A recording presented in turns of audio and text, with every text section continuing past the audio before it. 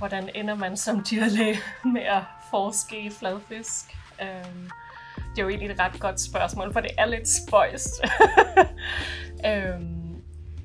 Jeg kommer fra en familie af sømænd og fiskere, så min far vil nok sige, at jeg har lidt saltvand i blodet til at begynde med. Derfra så har jeg også altid selv haft en stor interesse for havet og livet i havet og vores liv som mennesker med havet.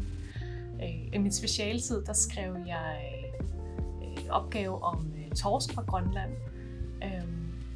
Og jeg tror egentlig, da jeg hørte om det her fænomen med jellyhellefisk, der prikkede det lidt til den her interesse.